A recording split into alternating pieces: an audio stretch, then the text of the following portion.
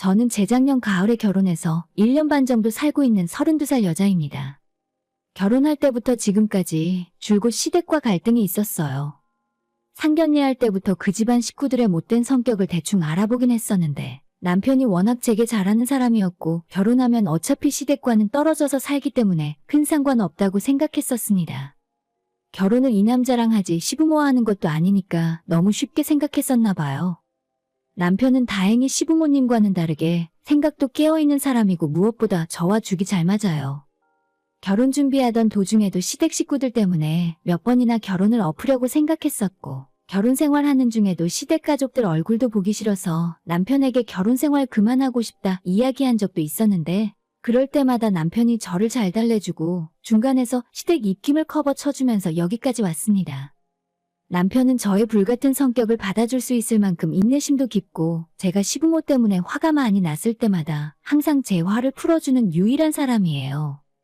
시부모님의 연락으로 인한 스트레스를 완벽하게 막아주지는 못하지만 그래도 분쟁이 있을 때마다 이유를 막론하고 항상 제 편이 되어주었기에 지금까지 믿고 함께 할 수 있었습니다. 저희 시부모님은 작은 중소기업을 운영하고 있습니다. 창업한 지 20년 정도의 식품 공장을 하고 계시고 본인들의 일에 대한 자부심이 굉장하세요. 연매출 20억을 조금 넘는 규모이고 외국인 노동자까지 다 합치면 10명 내외의 직원을 거느린 나름대로 건실한 중소기업입니다. 예전에 시아버지께서 아무것도 없던 젊은 시절 조그만 창고 빌려서 시어머니와 단둘이 시작한 사업이 이 정도까지 규모가 커진 게 사실이고 정말 저도 누구보다 열심히 사셨던 시부모님을 어느 정도는 인정하는 마음도 있는 게 사실이에요. 그런데 그 자부심이라는 게 남들 보기에도 적당히 있으면 참 좋겠는데 너무 과하다 싶을 때가 많아요. 본인들 이외에 웬만한 다른 사람들을 대놓고 깎아내리고 무시합니다. 자기 자리에서 열심히 일하는 평범한 사람들을 보면서도 능력이 없으니까 겨우 저 돈밖에 못 버는 거야. 정말 잘하는 사람이면 지금 회사 차려서 자기가 사장하고 있어야지. 이런 말을 다른 사람들 많이 듣는 곳에서 당당하게 할 정도예요. 단순 노동이나 서비스직처럼 돈을 많이 벌지 못하는 사람들한테는 함부로 대하면서 반면에 자기보다 조금 더 큰 회사를 가진 사람이나 돈이 많은 진짜 부자들 앞에서는 세상 둘도 없이 비굴한 모습을 보입니다. 요즘 말로 전형적인 강약 약간 그 자체예요. 결혼 승낙 받으려고 처음 인사드리러 갔을 때 가장 먼저 했던 질문이 제 부모님께서 뭐 하시는 분들인지 물어보시더라고요. 제 대답을 듣고 뭔가 마음에 들지 않았는지 썩어가던 표정을 짓는 모습이 아직도 제 기억 속에 선명하게 남아있습니다. 저희 부모님은 강원도 시골에서 농사 지으세요. 논농사와 밭농사도 적당히 하시고 하우스도 몇 동 갖고 있으십니다. 아버지가 동물 좋아해서 축사에 소도 10마리 정도 있고 염소도 키우시면서 유유자적 두 분이 즐겁게 살고 계세요. 할아버지께서 평생 시골에서 농사를 짓다가 돌아가셨고 아버지와 고모에게 재산을 나누어 주셨는데 고모는 그 당시에 서울로 시집가서 살고 있었기 때문에 할아버지가 갖고 계셨던 토지의 대부분은 저희 아빠가 갖게 되었어요. 저희 아버지도 어렸을 때부터 당연하다는 듯이 농사를 짓고 사셨기 때문에 물려받은 땅에 지금까지 열심히 농사 지으며 사셨습니다. 그런데 지금으로부터 수년 전 천지가 개벽할 정도의 큰일이 일어났어요. 하우스 짓고 농사나 짓고 살던 저희 친정집 시골 땅에 아파트 개발을 한다고 시끄럽게 굴더니 얼마 후에는 서울 사람들이 부동산 사장을 데리고 줄지어 내려오더라고요. 그 근방에서 가장 많은 땅을 가지고 있었던 부모님 집에도 당연히 땅 팔라고 사람들이 매일같이 찾아오고 정신이 하나도 없었습니다. 저희 아빠는 부동산 투기 같은 건 그때나 지금이나 일절 관심도 없고 어떻게 해야 하는지도 모르는 사람이에요. 아무리 그 사람들이 아빠를 설득하려고 해도 전혀 들은 척도 하지 않았습니다. 대신 그런 쪽으로 머리가 밝은 고모가 아빠를 대신해 재빠르게 정보를 얻고 다녔어요. 정부에서 크게 보상받을 만한 곳과 아닌 곳을 나눠서 아빠를 설득했고 농사 계속 지을 수 있는 농과 밭 조금을 남긴 채 큰돈 받고 다 정리해버렸습니다. 아빠는 물려받은 선산이며 대부분의 땅을 다 팔아버린다고 해서 못마땅해 하셨지만 다른 모든 가족들이 다 원했던 일이라 그냥 받아들이기로 하셨어요. 고모는 거기에서 멈추지 않고 그 돈을 그대로 다시 투자해서 서울과 경기도에 건물을 구입하셨고 지금은 저희 아빠와 두 분이 공동으로 관리하십니다. 그때 사둔 건물이 몇 년이 지난 지금은 시세도 많이 올랐고 매달 들어오는 월세만 해도 부모님 노후에 힘들게 일 안 하고 사실 수 있어요. 하지만 아빠는 통장에 돈이 얼마가 들어오든 아직도 살던 동네에 그대로 남아서 작게 농사를 지으면서 살고 있어요. 다만 이젠 돈 벌려고 하는 건 아니고 그냥 평생을 이렇게 살아왔기 때문에 움직일 수 있는 날까지 농사는 작게 지으실 거라고 하시더라고요. 옛날과 비교해서 저희 집이 달라진 거라곤 오래된 낡은 집을 허물고 예쁜 마당이 있는 2층 집으로 싹 새로 올린 거랑 예전부터 아빠가 소 키우고 싶다고 엄마한테 노래를 불러서 축사도 새로 짓고 염소랑 소 몇 마리 키우는 게 전부예요. 아직도 엄마 아빠 두 분은 아침 일찍 일어나 농사 짓고 가축들 돌보며 사십니다. 예전에 먹고 살기 위해 한참 농사 지을 때에 비해서 10분의 1도 안 하는 거라 그냥 우리 가족 먹고 친척들 나눠주려고 하시는 거나 마찬가지예요. 제 남편은 서울에서 태어나서 자란 서울 촌놈입니다. 저희 시골집에 처음 인사하러 왔을 때 아직도 이런 곳이 있냐면서 집에서 키우는 염소와 소를 보며 신기해하곤 했었죠. 평생 아파트에서만 살아왔기 때문에 우리 집처럼 농사 짓고 사는 걸 보면 싫어할 수도 있겠다고 생각했는데 의외로 좋아하더라고요. 옛날 남편의 외할머니 댁이 생각난다며 우리 부모님에게도 싹싹하게 굴고 결혼하고 난 다음엔 제가 없더라도 친정집에 혼자 놀러와서 밥 먹고 부모님께 용돈 주고 올라오는 착한 남편입니다. 이런 남편 아니었으면 진작 시부모님 피해서 도망이라도 쳤을 거예요. 제가 처음 시댁에 인사드리러 갔을 때 농부의 자식이라는 게 탐탁치 않아 하셨던 시부모님은 상견례 때 그 인성이 다 드러나더라고요.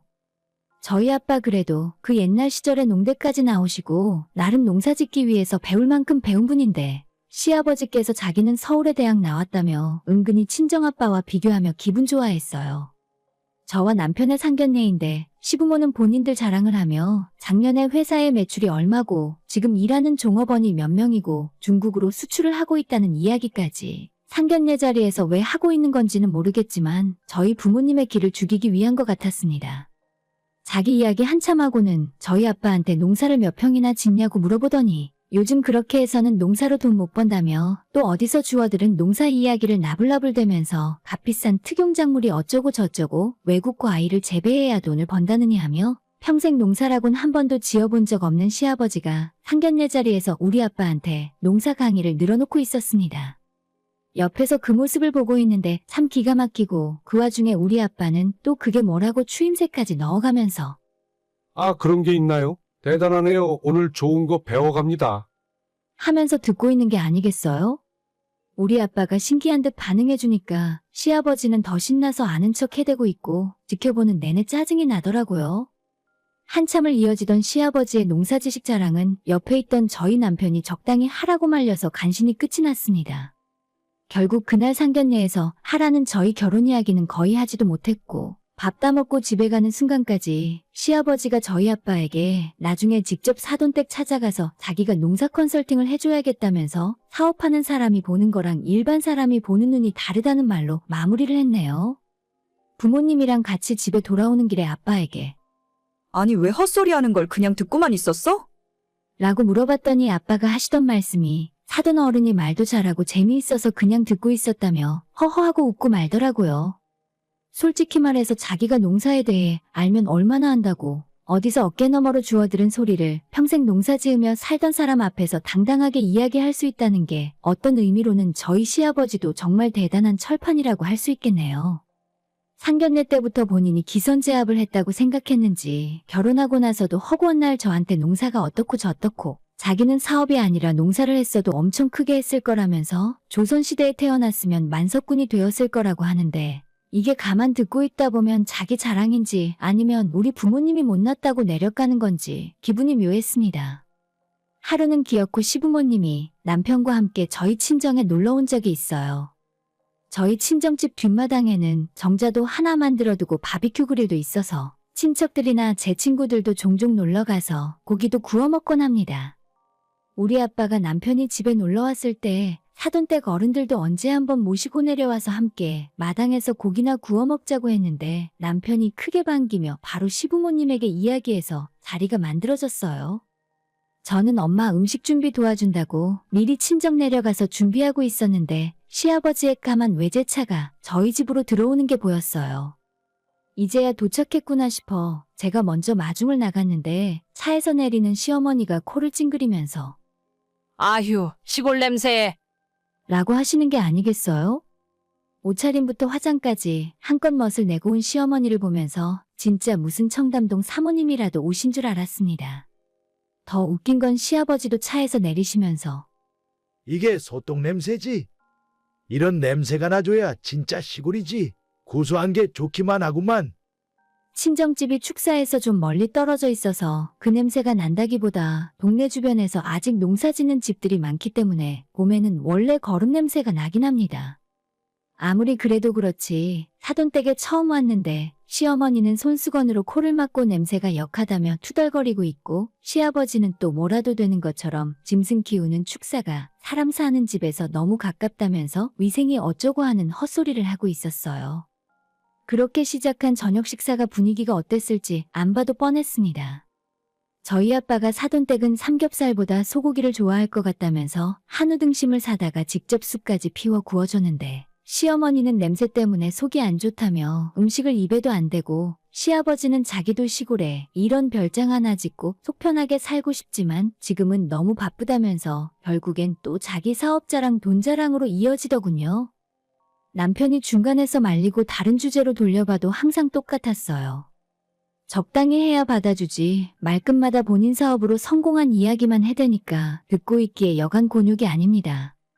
고기 먹으면서 술도 한잔하고 해가 저물면서 분위기도 좋았는데 시어머니는 벌레 날아든다고 질색을 하며 빨리 집에 가자고 재촉하더라고요. 결국엔 저희 집에 온 지 2시간 만에 밥만 먹고 도로 올라가 버렸어요. 평소에 제 친구들이 놀러와서 밤새 술 먹고 집을 난장판으로 만들어도 아무런 말 안 하시는 우리 엄마였는데 앞으로 사돈 댁은 집으로 부르지 마라. 도시에서만 살았는데 시골이 얼마나 불편했겠니? 라고 하실 정도였습니다. 자기들이 돈을 벌면 얼마나 벌었다고 저렇게 유난을 떠는지 모르겠어요. 남편 말에 따르면 사업하기 전에는 오래 고생하며 가난하게 살다가 사업이 갑자기 커지고 본격적으로 돈 벌기 시작한 건 10년 전부터라고 하는데 그 10년 사이에 개구리 올챙이적 기억을 다 까먹었나 싶더라고요. 결국 그 다음 주에 남편이 혼자 친정에 내려가서 저희 부모님에게 사과도 하고 아빠가 좋아하는 술이랑 엄마 화장품도 사서 가져다 드리면서 잃었던 점수 만회하고 오는 덕분에 저도 또 그냥 넘어가고 말았네요. 사실 이 정도는 정말 결혼 생활 내내 늘상 있는 일이었어요. 시부모님이 제 얼굴만 보면 어찌나 저희 부모님 걱정을 그렇게 하시는지 돈 많이 있으니 걱정하지 말라고 아무리 말씀드려도 다 잊어버리시고 사돈 어른이 농사에 재능이 없는 거 아니야? 지금이라도 늦지 않았으니까 논밭 다 팔아서 장사라도 하시라고 그래. 매일 헛소리를 해대는 바람에 속이 다 뒤집어져요. 그런데 작년 시어머니 생신 때 도저히 참을 수 없는 일이 일어났어요. 남편과 선물 사들고 시댁에서 생일 파티를 했습니다. 좋은 날이었고 분위기도 나쁘지 않았는데 저희가 준비해간 선물을 풀어보시던 시어머니가 갑자기 제 친정부모님 이야기를 꺼내시는 게 아니겠어요? 너는 남편 잘 만나서 복 받고 편하게 사는 줄 알아? 너희 아빠 같은 사람 만났어 봐라. 꼼짝없이 시골에서 평생 농사나 짓고 살았어야 했다. 순간 제가 들은 게 맞나 싶고 갑자기 제가 왜 이런 말을 시어머니에게 들어야 하는 건가 싶었어요. 제가 어머니에게 그게 대체 무슨 말이냐고 갑자기 여기서 친정부모님 이야기를 왜 하시냐고 물었더니 너가 애도 안 낳고 팔자가 너무 편해 보여서 그렇지. 농사 짓는 사람한테 시집 갔어 봐라. 그렇게 백화점 쇼핑 다니고 놀러 다닐 시간이 어디 있어? 사돈댁처럼 농사 짓고 소 키우면서 그렇게 살래? 누가 들으면 제가 편하게 놀고 먹는 줄 아실 텐데 지금 저희 부부는 남편이랑 같이 맞벌이하며 살고 있어요. 아이는 아직 저희가 엄마 아빠가 될 준비가 안 됐다고 생각해서 미루는 중입니다. 저 혼자만의 생각도 아니고 남편과 충분히 상의하고 결정한 일이에요. 평소에 아이에 대해 언지를 주셨으면 우리 부부의 생각을 이야기해드렸을 텐데 부부 생활은 간섭을 안 할 테니 너희들이 다 알아서 하라면서 이런 식으로 속에 담아놓고 있었을 줄은 몰랐습니다. 그리고 왜 열심히 살고 있는 우리 부모님까지 들먹이면서 욕을 보이시는지 너무 화가 나더라고요. 제가 얼굴까지 다 빨개지고 눈물이 터져나올 것 같아서 말을 하지 못하고 있으니 남편이 시모에게 왜 기분 좋은 날에 그런 쓸데없는 이야기를 하냐고 한마디 하는 겁니다. 자꾸 이런 식으로 장인어른 이야기하면서 기분 나쁘게 할 거라면 앞으로 가족 모임 같은 건 다신 하지 말자면서 저 대신 화를 내주더라고요. 저도 이대로 넘어가면 안 되겠다는 생각이 들어 시어머니에게 우리 부모님 열심히 사시는 분들이고 먹고 살기에 충분할 만큼 재산도 가지고 계세요. 농사 지으신다는 이유 하나만으로 제 부모님을 자꾸 그렇게 무시하시면 저도 더 이상 참지 않을 거예요. 라고 이야기했더니 시어머니는 펄쩍 뛰더니 자기가 언제 사돈어른 무시했냐고. 그냥 걱정이 되어서 하는 이야기인데 제가 열등감이 있어서 어른이 하는 이야기를 제대로 듣지 않는다고 하는 겁니다. 그 말에 저도 더 이상은 못 참고 그 자리를 박차고 일어났어요. 열등감이요? 제가 어머님한테 열등감 느낄 일이 뭐가 있어요? 말씀 정말 이상하게 하시네요. 더 있다간 제 입에서 무슨 말이 나올지 모르겠어서 먼저 일어나겠습니다. 라고 말하고 현관문을 열고 나와버렸어요. 남편이 바로 저를 뒤따라 나와서 자기 엄마 때문에 미안하다며 앞으로는 시모와 마주치는 일 없게 하겠다면서 저를 붙들고 사과를 했어요. 그래도 기분은 전혀 풀리지 않았고 괜히 저 때문에 부모님까지 욕을 먹는 것 같아 너무 죄송한 마음이 들어 집에 가는 내내 차 안에서 눈물까지 났습니다. 진짜로 앞으로는 영영 시댁을 보지 않을 생각이었어요. 사실 시댁을 안 보고 사는 정도가 아니라 그냥 이혼을 하고 인연을 완전히 끊어야 이 사람들에게서 벗어날 수 있겠다는 생각까지 들더라고요. 남편에게 우리 앞으로 결혼 생활에 대해서 다시 생각해보자고 말했더니 자기가 엄마 대신 사과한다며 절대 시부모님과 마주치는 일 없도록 하겠다면서 한 번만 참아달라고 싹싹 비는 바람에 진짜 마지막이라는 생각으로 딱 한 번만 더 제가 참기로 했습니다. 그게 벌써 반년도 넘은 일이고 그 사이에 지금까지 시댁과 아예 왕래를 하지 않고 살았어요. 추석에도 가지 않았고 이번 설에도 전화 한 통 하지 않았습니다. 남편이 시부모에게 뭐라고 단단히 이야기를 해놨는지 저한테 오라가라는 말도 일절 없더라고요. 조용히 살게 되어 마음은 편했지만 정말 결혼 생활을 이렇게 계속해도 되는 건가 의문을 항상 속에 품고 있었습니다. 그런데 작년부터 시댁 사업이 잘 풀리지 않는 것 같았어요. 중국으로 수출하는 길도 완전히 막혀버렸고 20억 정도 하던 매출은 반토막이 나버렸습니다. 직원도 몇 명 내보냈고 외국인들은 전부 고향으로 돌려보냈나 봐요. 자기 집안일이 잘 안 풀리니 남편도 매일 걱정이 많아 보였어요. 그러다 결국 지난달부터는 직원을 2명만 남기고 다 내보냈고 시부모님 2분이 다시 아침부터 저녁까지 공장에서 일을 하고 있나 봐요.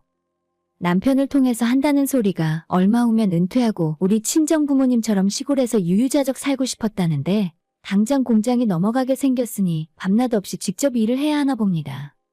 며칠 전에는 시모가 제게 직접 전화해서 작년에 자기가 입방정 떨어서 미안하다며 그 이후로 일도 잘 안 풀리고 벌을 받는 건지 계속 나쁜 일이 일어나는 것 같다 하더라고요. 주말에 한번 다시 저희 친정집에 다 같이 내려가서 고기도 구워 먹고 하루 놀다 오면 좋겠다고 하길래 우리 부모님은 그럴 생각 없는 것 같다 하고 전화 끊어버렸어요. 요즘 돈이 급하긴 한지 저희 남편한테까지 전화해서 대출 좀 받아달라고 하던데 제가 시부모님 대출해주면 바로 이혼이라고 못을 박았습니다. 그렇게 냄새나는 시골이라고 하더니 갑자기 우리 친정집에 가고 싶다고 하는 것도 아마 돈 좀 빌려달라고 하려는 것 같아요. 땅도 좀 있고 건물도 있으니 대출이라도 받아서 빌려보려는 속셈이겠죠. 절대 그런 일은 없을 거고 시댁이 쫄딱 망해서 회사가 당장 넘어간다 해도 저는 눈도 깜빡하지 않을 겁니다. 당장 이번 달에 남은 직원들 월급 줄 돈도 없다던데 저러다 악덕사장으로 노동부에 고발되는 건 아닌가 모르겠어요. 시댁 집이라도 팔아서 줄 돈은 줘야지 어쩌겠어요? 저도 남편 생각해서 참고 살고 있는 거지 저런 인성을 가진 인간들이 망하던 말던 전혀 상관할 바가 아닙니다. 지금은 그럴 일이 없는데 혹시라도 남편이 본인 부모를 경제적으로 돕고 싶어 하면 그냥 나랑 이혼하고 얼마든지 도우라고 하려고요. 하늘이 두 쪽 나도 시댁 도와줄 돈은 없으니까요. 오늘의 사연은 여기까지입니다.